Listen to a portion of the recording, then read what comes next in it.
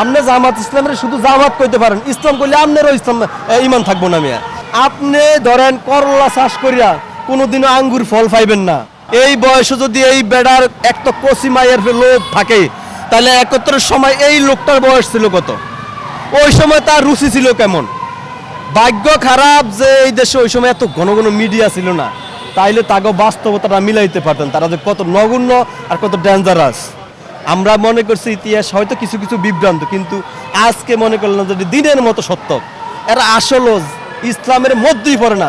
আপনি জামাত ইসলামের শুধু জামাত কইতে পারেন, ইসলাম করলে আপনারও ইসলাম ইমান থাকবো না মিয়া। বয়স 14 থেকে 15, এই বেটার বয়স 75, বয়সের ডিফারেন্স 57 বছর।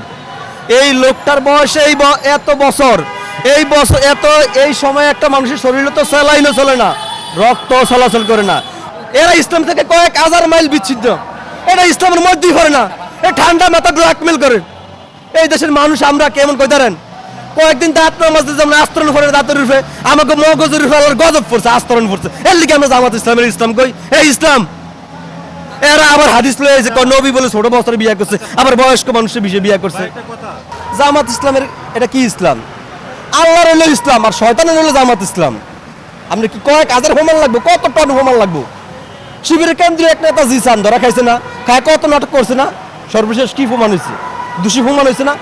জামাতের কেউ যদি একটা আকাম করে এটারে মানে লজিক দেওয়ার লেগা যে এটা বাস্তব মিথ্যা, 1000 অ্যাক্টিভিটিস বয়ে থাকে যে এটা মানে আকাম হয় না, এটা বৈধতা দেওয়ার লেগা।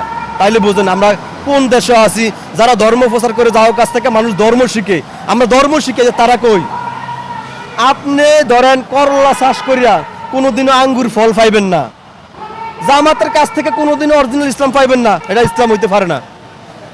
এই দেশে মওদুদি জামাত ইসলামের প্রতিষ্ঠা করছে, মওদুদির বংশের কেউ জামাত করে না। আপনার আত্মীয় কেউ গাঁজা খায়, আপনি কি গাঁজা খাইবেন? এই দেশে জামাত ইসলামিক দল না। এরা ধরা খাওয়ার পরেই কয় দ্বিতীয় স্ত্রী, তৃতীয় স্ত্রী। তাহলে সারা বাংলাদেশে এর আগে একটা লিস্টি করে রাখুক যে কয়টা করে বিয়ে করছে। তার ধরা খাওয়ার পরে দ্বিতীয় তৃতীয় স্ত্রী আইয়ে আর কি একটা অবস্থা। এগো বউরা তো শিকারী, এর ধরা খাওয়ার পরে এগো বউরা ভিডিও বার্তা দেখ হেগো আর জাল না কি কয় যে জাল। তাহলে কত বড় অবস্থা দেন। আমরা যদি একটা জায়গায় ধরা খাই, আমরা আমাকে তো বউ আছে, আমাকে বউরা আমাকে ভিডিও কলে তালাক দিয়ে দিব। আর এগো বউরা কি একটা অবস্থা কয় আমার স্বামী ভালা, এত আকাম কুমার ঘরে।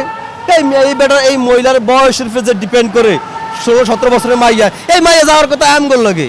আমনে তো বয়স নয়, এক ফা হইলো কবরে, আমনে এই মায়া নেন কই? আর আপনি গা তো স্যালাইনার রক্ত কিছুই চলে না, এই মায়া কি লেগে নিছেন? হ্যাঁ, আমার মনে করি যে সারা বাংলাদেশে যারা বিয়া করতে পারে না এরা মিছিল করা দরকার যে বুড়া বেটারা কি লেগে জোয়ান মাইয়া গুলো লয়ে যায়। ও এরা যারা বিয়া করতে পারে না এরা মাইয়াই খুঁজা পায় না। চিন্তা করেন আমরা আসি কই? এটা কোনো দেশ? এটা এইটার নাম ওই কি জামাত ইসলাম? আচ্ছা, সারা বাংলাদেশ জামাত ইসলাম কোনো বিবৃতি দেয় না তো? দেয়, বিবৃতি দেয়। চোখের মুখে লবণ দিলে যে অবস্থা, জামাতের অবস্থা ঠিক এরকম। আজকে যদি এই ঘটনা অন্য কোনো দল করতো, বিএনপি হইলে মিছিল করতো, আওয়ামী লীগ হইলে তো মাশাআল্লাহ সারছে কাম, মিছিল টানা 1 মাস করতো।